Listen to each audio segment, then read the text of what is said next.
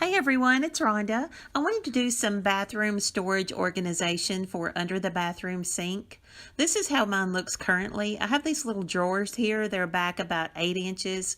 I lose a whole lot of space behind them. And then everything on the floor, I lose a lot of vertical space. So I wanted to kind of change things up and make this more efficient.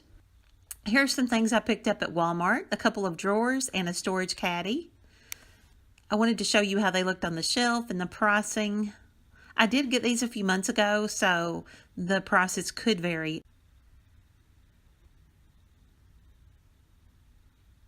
And this is the area that I wanted to put the drawers in, and when I put them inside, the length fits perfectly.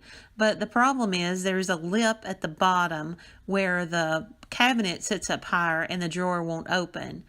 So what I need to do is I need to get that elevated a little bit. I found a couple of pieces of wood. I'm going to try these out. I end up going with the one that is just the natural wood color. It fit under my cabinet. And once I put it in there, it pulls out absolutely perfect. And so I want to pull that forward so the wood doesn't show. Okay, I have it all ready. Everything is in its place. I have my caddy and the hair dryer fits there perfectly. It is so easy to grab. I have my toiletries and everything here.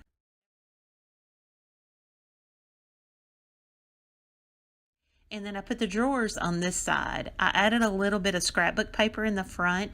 That way it keeps things hidden that you'd like to keep hidden.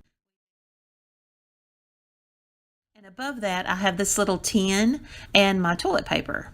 The tin houses some cotton balls. I just thought it was so adorable. And I picked it up at Dollar General. It was around $2. It says, "Leave a little sparkle wherever you go." It just makes me happy when I open the cabinet.